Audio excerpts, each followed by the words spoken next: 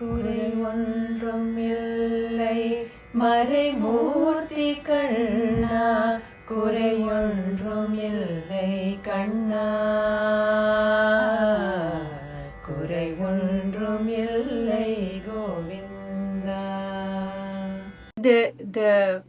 The other beauty of our relationship, right? Ego never came in between us. Like when we have these conversations, right? That's the greatest thing, because we understood each other so well that many times, if you look at it, when you're doing something with someone, ego is the worst thing that can happen between the two. Then that's where you drop things and you move on. But we never say, I mean, of course we have difference of opinion big time. Shri and both of us have a difference of opinion, but we knew how to address it. Like, if we know that, okay, what I said was wrong, I have no problem saying sorry, and she has no problem saying sorry, or like whatever, right? Just to, that sorry was just for an instant gratification for your body to say. In the long term it doesn't even matter. But what I'm saying is, it's hard for many people to do that. That's why a lot of people asked her, nobody talked to me about it, but asked her, how can you do a business with a best friend? You'll end up like, what if this falls apart? What if your friendship falls apart? I was like, if it falls apart with the person that I think knows me the best, then that's not meant to be like no. Then there's no scope, there's no hope in life. Yeah. Right? We might as well just pack up everything and just like move on, right? If the person that I believe knows me the best, and I cannot talk things over and create something beautiful with the person I trust the most, then what is the point? And if there is if you have certain things in certain, you have to learn to understand that, okay, this is not the time to have the discussion, let's just move it. If you don't have that self-control in yourself, then what's the whole point of life, right? So some of those things, like, people need to understand that, it's important. To me, the selfless giving that is most exemplary is the farmers that we meet. I mean, it's just it just blows our mind. The amount of effort, like physical effort, I've sat behind a desk for a long time. I'm not diminishing the amount of work that needs to happen, but you compound that with the physical effort that needs to go into growing anything, like physically planting and growing. And so much interdependency. There's like so many factors that can make things go wrong. There is nature, and there is, of course, everything is nature, but there is the elements, the weather, then there is water, there is like conditions that can go wrong because there's no, like, people are not there to buy it, there's nobody to value it. But in spite of it, the people that we work with, they don't think about it, or maybe they think about it, but the outcome is just something that completely sets them apart from everybody else that we have met. Where it's not about like, what can I do to maximize the yield? It's all about, how can I preserve the soil, no matter what the odds are, so that I can get the right produce, or whatever I'm growing comes out of it, but at the same time I'm leaving the soil in a way that is going to nurture the next generation of crops. Sure. Laiju is the pepper. He grows our black pepper. He's an amazing person. So unfortunately, we want to support him more than what we are right now, but the peppers are taking the longest to. Because we use them sparingly. Mm-hmm. But it'll come. I'm sure like everybody that has bought them loves the flavor. So he grows black pepper, and he found out, discovered, I should say, he discovered how Vriksha Ayurveda could help him with that. That's amazing. So he came across the Sanskrit writings, which he then found somebody to translate for him. And then he creates the medicines by sometimes driving like 200 kilometers to procure some of the ingredients. And he uses only things like sesame and coconut and so he formulates them and then he uses them in the soil, not 1 ounce of medicine, and he's proven time and again that wilt, which is something that infects pepper plants, often means that you have to cut the tree and the vine down. Like there's no way to prevent it. But he has proven that you don't need to. He says just treat the roots, and give it some rest, and in a cycle, whatever the time period is, it rejuvenates itself. So meaning that nature, like it needs help. It's not to say that we all don't need medicine, just like our bodies. You need that external medicine to prevent something, but the magic then is done by our bodies and done by the soil. And he exemplified that. So that was such a powerful thing for us to witness. And he struggles because the amount of effort that he puts in, ultimately when he puts the pepper into the market, he gets the same price, if not less, as what is commodity grown with tons of pesticides, and they often get mixed together. So even there's nobody to appreciate the quality of what he produces, and also he doesn't get the money for it. So discovering him or finding him was just amazing. So the selflessness, I guess, is embodied by these people. And same thing with Sundaraman Mama. When we met him, he was 82. Still full of like so much energy, goes everywhere on a bus, walks everywhere, and teaches like day in and day out. He teaches people. Absolutely no fear about his body, about what can happen, or the person who you live in the present moment, you can learn from him. And so we get turmeric from him. And it's grown, and he's from the generation of the Green Revolution in India, which set the whole direction for the country to start using pesticides.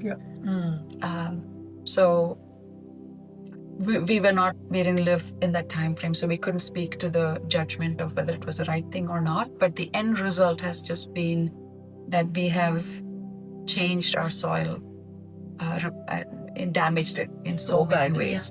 He, even in spite of having been through that time, he then discovered that they didn't need to do that. And so now he's spent the better part of his career as a farmer, educating people on how to grow things organically and how to improve soil biodiversity, and how you can get yield year after year, even if it's slow in the front, how you can maximize the yield of your crops by doing the right thing for the soil.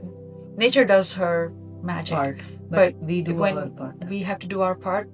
We have been getting in the way with the way we've been throwing chemicals and pesticides. He's discovered a really very streamlined it so nicely, and he's teaching that to so many people. So I think it's just the selflessness that we see in these people that is just mind-blowing. That makes you want to do your part. So for us, it takes us a while to find the right sourcing, like the farmers to work with, is because we've been spoiled by people like this.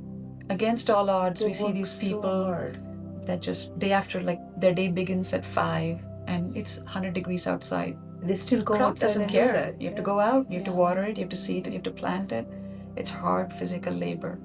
And at the end of the day, what they produce is just so beautiful. Outstanding. And that's what is good for you. And once you taste this, you cannot go back. I'm sorry, I don't know if people love Whole Foods. I love Whole Foods. I go to Whole Foods. But this outbeats anything you can find in Whole Foods. In Whole Foods, it's not that they are also probably picking their things from the right farmers, no question. But the thing is the transportation, the time that it stays somewhere outside, maybe Ripening not on the road. Not conditioned properly. There are so many things that you can go wrong in between, right? Whereas from a farm to table it's a totally different experience altogether. After seeing these farmers, we said we have to support them. So that is one. That's the main thing, because again, if they stop doing what they're doing, our children or their children, whatever, are not going to have this experience at all. And then, like I said, looking at all the children who are going through this mental health issues and suicide and whatnot, why are they feeling that?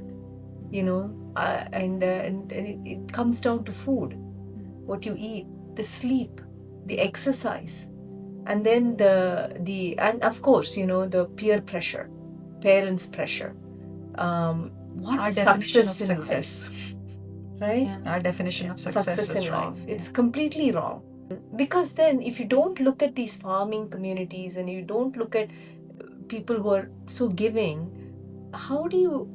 Then your success would be defined wrongly for you, unless you see them and learn what it is to give back, what it is to support, how to get support for one another. How then the whole success, of course, will be completely written wrongly. Right? As a society, we have projected a definition of success that I'm guilty of following.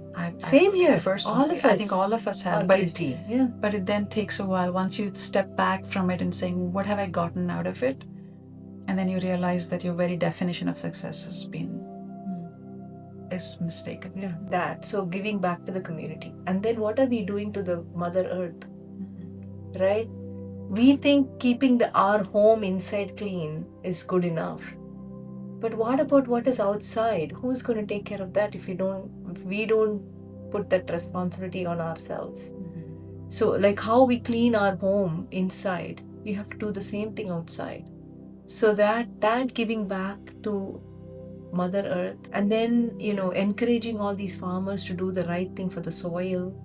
So we felt all of this is such an integral part of our life first.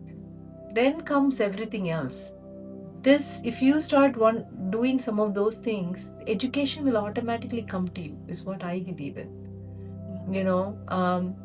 I think instead of being taught ABCs and 1, 2, 3s, I think children should start in learning this. Nature. I'm not saying education is not be needed. We absolutely need this. But redefine this part of education that is completely, it's like our classrooms need to go beyond brick and mortar. I think we need an integrative education that teaches you the importance of food, how things are grown, how do you grow food. Can we all reach a point where food doesn't have to travel 10,000 miles to get to us. And this way, children will also learn to adjust, learn what is suitable, what is seasonal, what is suitable. And otherwise what they do is they think, oh, I want to eat this cheese or that thing and that fruit, and wow, this looks, and then you start appreciating more of what is grown locally. That taste buds will also change. Unless you introduce your body to some of these new things, how would they get used to it, right? You're never going to get used to it. The beauty of Ayurveda is, again, in retrospect, all this is experientially learned by mistakes and falling and learning from it. Yeah. But Ayurveda just says it in one word, Viruddhahara. I was like, oh, and it covers the entire gamut of it. Everything. Eat what is suitable, eat what is locally grown, eat what is fresh, eat what is nutritious, eat what is wholesome. Wholesome. So that's why we came up with our ethos: eat mindfully, live consciously, and support the farmers. Right. And we wanted to say it in a short, brief, digestible way. Yeah. Exactly. We put it in a really nice way, Leilani. But that's exactly what we wanted to do. And because sometimes short and sweet, sort of, you connect with it better than that's why a lot of even the shlokas in Ashtanga Hridayam are so short. It's to the point, and then you can unpack it and then go deeper. Yeah. Even the Bible, everything's short, short, Yeah. and then you read it. You're like, what is this? It's so short. And then you realize, oh wow, there's so much wisdom. So much packed into it. And depending on where you are in life, what you read will give you different answer every single time. Yeah, exactly. So it's just beautiful. What we take for granted is